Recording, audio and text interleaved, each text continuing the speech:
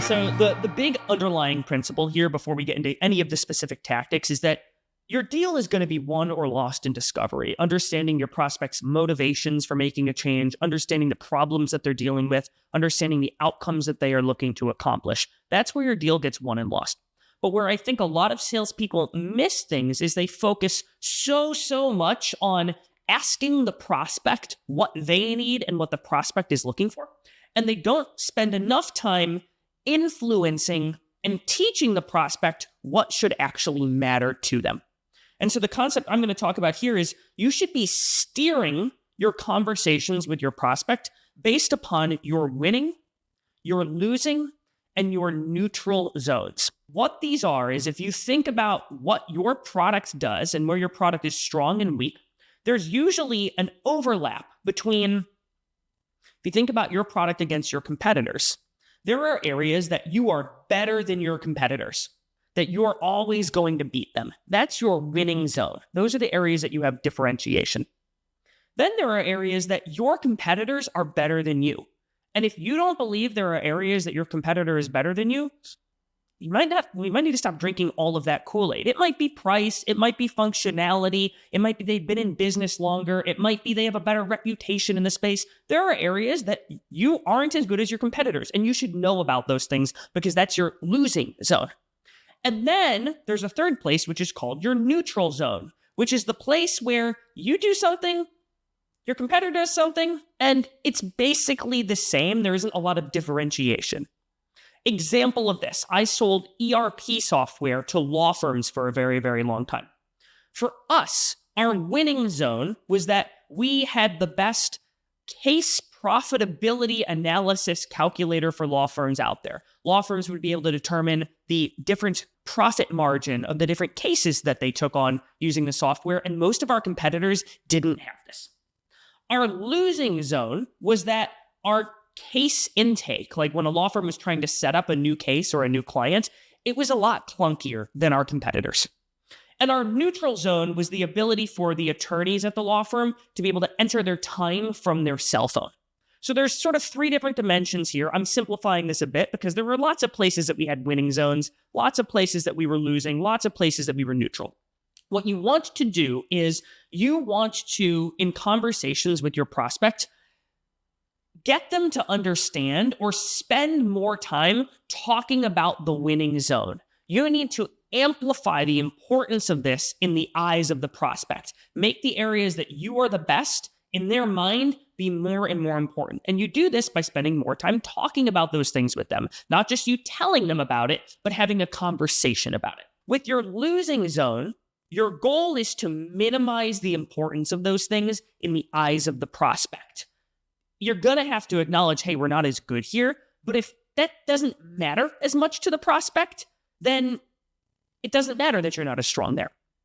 And with neutral items, your goal is to check the box, but not spend too much time there. If I'm selling this law firm ERP software and I spend an hour and a half demoing our great mobile time entry that we help these law firms with, but everybody else has the same thing, that's not a great use of an hour and a half with my prospect. I'd be better off saying, hey, one of the things that I've been hearing from a lot of the law firm CFOs I talk to is that it's getting really, really important to be able to calculate the margins and the profitability of the different types of work that you're taking on. One of the things that a lot of our customers have been using is our profitability module. And I guess, is that something you've considered taking a look at? Okay, I'm better off putting that 90-minute demo towards that thing because that's an area of differentiation from our competitors. And so the action step here is identify where are you strongest, where are your differentiators, because those are the areas you should be steering the conversation. Where are you weakest, because those are the areas that if those really matter to your prospect, you might want to bow out of the deal. And if it doesn't matter as much, continue to seek to minimize the importance of those things. And then identify your neutral zone. What are the areas that, you need to check the box and say, we have it, and maybe show it briefly, but don't spend too much time there at the expense of winning zone focus.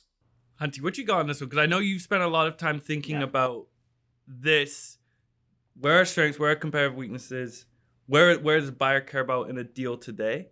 What are some of the things that come into your mind when you're hearing that specific example that Nick's sharing? Well, this example, okay, first of all, I love this because I'm a firm believer that the best competitive differentiation, to your point, Nick, starts in discovery. If you nail discovery and you really get that right, of course, there's a whole bunch of things that you've got to cover in there, but differentiation starts at the very, very early stages in the deal.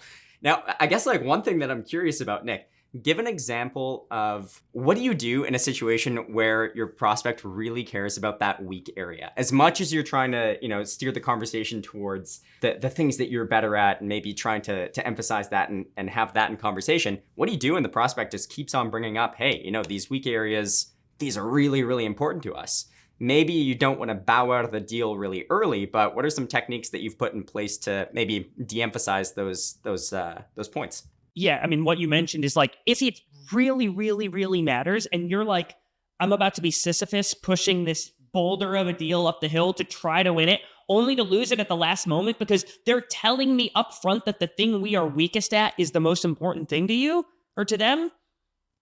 I don't know if that's a deal that you want to put a ton of time, effort, and energy into. And I think this is where a lot of salespeople screw things up, is they chase every single deal, even if they learn something like they're not good at matters to the prospect early in the process. So the first thing is like, you might need to have like a reality check with yourself and say, is this a deal that I actually want to try to win? If it is, and the prospect early on says, hey, this really matters to us, you need to think, should that matter to them? And if it shouldn't, because you believe your product is better, even with that weakness that they're saying matters, it's on you now to teach them the trade-offs they are making by prioritizing that thing over something else. So an example of this is I do some advisory work with some different sales teams, and I work with a sales team that they basically sell health insurance. And where they're weak is the health insurance that they have. It's not a big brand name that people would recognize. However, they're super, super affordable and they have really high quality benefits. And so what they'll do to diffuse that desire that their prospects have for brand name benefits is early in the sales process, they will ask the prospect to stack rank or prioritize 3 different factors. So prospect says early on in discovery, yeah, I think it's probably important that we have, brand name benefits. We want people to recognize like the health insurance that they're going to be getting. Totally, that makes sense to me, prospect. Usually when I'm talking with somebody and they're evaluating benefits, they're thinking about 3 different factors that really matter. Factor 1 would be the cost. How much are you paying for the benefits? Factor 2 would be the quality of the benefits. Obviously, you can get really, really great benefits, and then obviously you can get really bare bones benefits. And then the third factor folks are typically thinking about when they're evaluating different benefits providers would be the brand name element or the prestige of the brand name.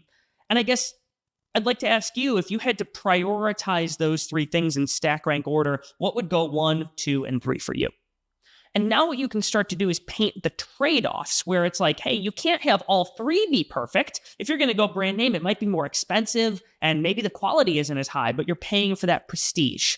And so now what you can start to do is educate them on the model there, where it's, hey, you can have great brand name, but the benefit quality might not be as high. Or maybe a more realistic example would be great brand name, quality's high, but it's really, really expensive. And your goal here is to get them to say, well, actually, we want something that's pretty affordable and pretty high quality. Oh, okay. Now this opens up an opportunity for me to teach the prospect that thing that matters to you. Awesome. There's a place that you can go get that, but just know that's going to come at the expense of these other things. In this scenario, it's the cost of what somebody pays. So the TLDR is educate them on, you can have that thing that matters, but here's why you might not want it.